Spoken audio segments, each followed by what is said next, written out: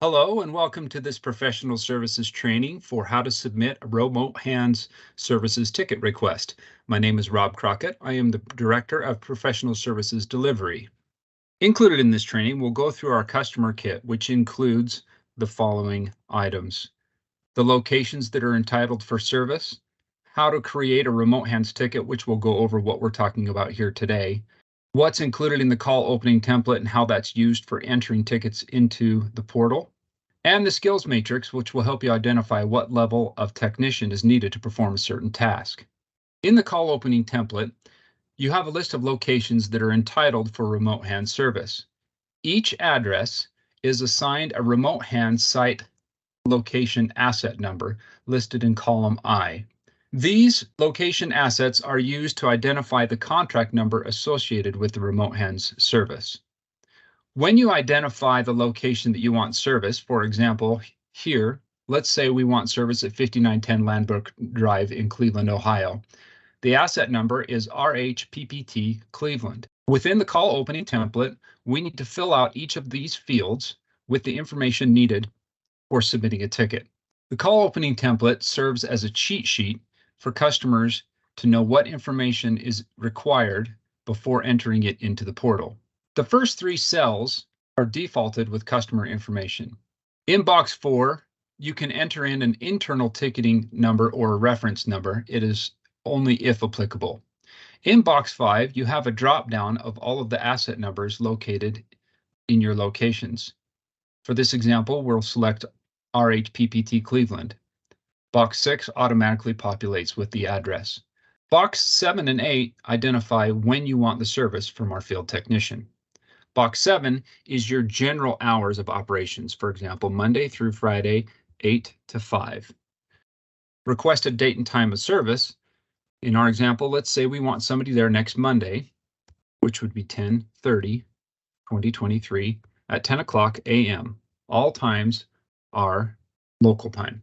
In box 9 and 10, you identify the level of service you need and the skill level of the resource to be sent out. In this example, it is scheduled 2 business days or more. You can also schedule 1 business day or same day as needed. In box 10, you identify the skill level. Let's go look at the skill matrix and say that for this example, we want somebody to come out and rack a server. We can see that in line 24, racking a server requires a minimum level resource, level 2. Coming back to the call opening template, we will select level 2. In boxes 11, 12, and 13, you will enter in the contact information for who's coordinating the service with your company. This can be 3 separate individuals or it can be the same person. You will have an on-site contact. Please include a phone number and email address for all entries. You have an on-site coordinator, a client technical contact who is your second level support for somebody who needs help, or a coordinating contact, the person who's going to be the overall person to support the site. Box 14, 15, and 16 are for giving instructions for what is to be done while on site.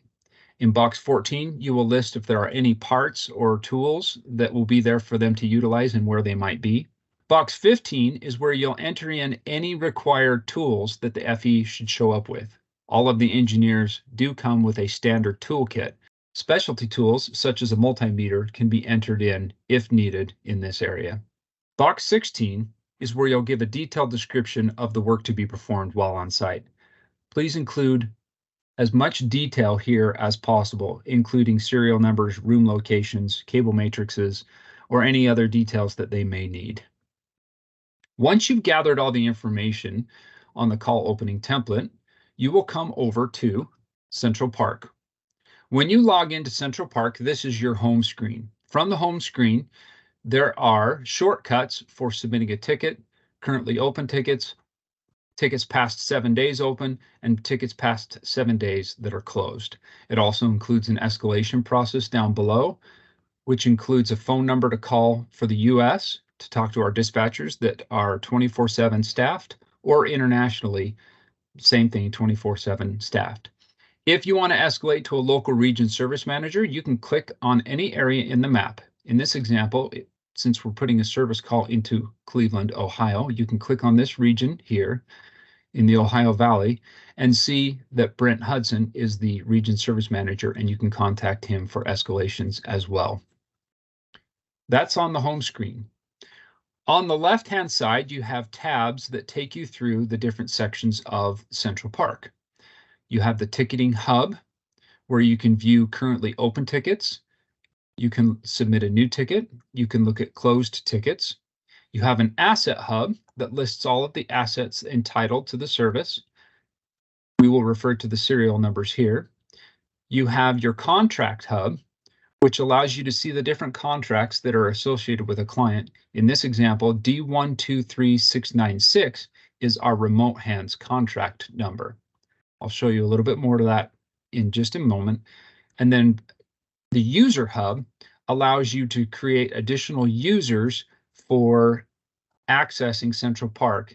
Each person who has a user ID is able to log and request a ticket.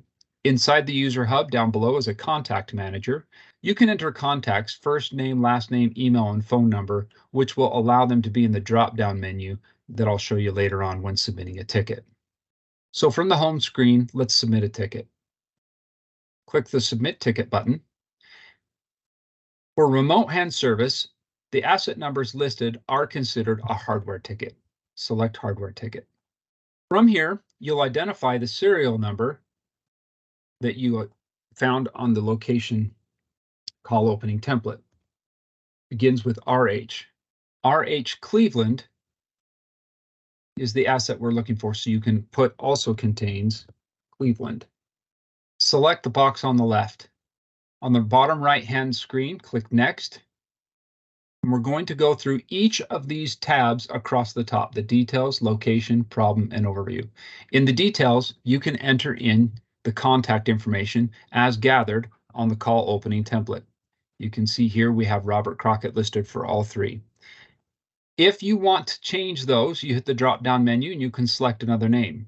If the name you're looking for is not listed, you can simply click Add Contact, enter first, last name, email, and phone number, click Save, and it will add another person to the drop-down menu. Once you have your on-site technical and coordinating contact entered, click Next on the bottom right. Confirm the location, 5910 Landerbrook Drive, Cleveland, Ohio. Click Next. Fields with a red asterisk do require information before being able to go to the next page. Go ahead and click Next. On the problem description page, you will start off first by selecting On-Site, which is what all remote hands clients are entitled to, and then you're going to select a severity. Severity 2 is for next day service, and severity 3 is for scheduled services 2 business days or more out. When you select this bullet down below, you can either select Contact Us within 48 hours or select the bullet for scheduled services. From here, click on the calendar and select the date that you want the services to be performed and the time.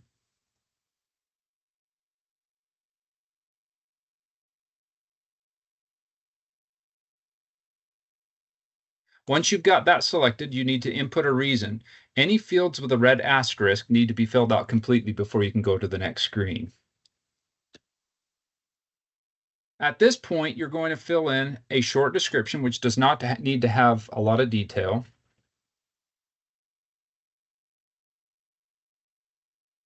And then we need the problem notes filled in. We ask that you cut and paste all the details from the call opening template and paste those into the problem description. This ensures that all the details are captured and that our dispatchers will not have any gaps in information. If you have all of this information without filling out the call opening template in the future, you can ensure that you entered in the tools required, a detailed description of the work to be performed, and the date and time of the service to be carried out. And you can also add attachments by clicking here and dropping files in with instructions, PDFs, or even attaching the call opening template that you filled out. When you have everything filled out like you would like, go ahead and click Next to an overview. This will take you to an overview of all the information that you've submitted. If everything looks good, at this point, you will click Submit. At any time, if you have any questions, you can click on the chat button in the lower right-hand screen, and our dispatchers will be able to help you out 24/7. A ticket has been created with the following information. You will receive an email, auto-generated email, with the confirmation ticket number and information that you provided. When your ticket is submitted, from the home screen, you can go to the Ticket Hub. From here, you will be able to see the ticket number, an SV ticket number that was created for the request that you just submitted. By clicking on this ticket number, you can come in here and view an overview, description, solutions, notes, interactions, activities, or attachments to this ticket. If at any time you need to add additional notes, you can click on interactions or notes and add additional notes for our dispatchers to reference. On a ticket that has been assigned, you can see that under the interactions, our dispatchers add information for you to come back to and reference for who's been assigned to your ticket. You can add comments by clicking Add Comment, selecting the classifications, requesting a follow-up ASAP, or leaving the ticket open, and add your comments here. When you click Save Comment, an automatic email is sent to our dispatchers to alert them that you've added additional comments to the ticket. When a ticket has been completed, the engineer will come on site and report back that the ticket is done, and it will move to the closed tickets. All closed tickets are recorded here for future reference. At the end of each month, all activities and hours recorded by the FEs with details will be updated in your monthly dashboard and sent to you. And that is your basic overview for how to submit tickets into Central Park for remote hand service requests. If you have any questions or need any help at any time, you can always contact our support desk at 800-343-4654. Thanks and happy servicing.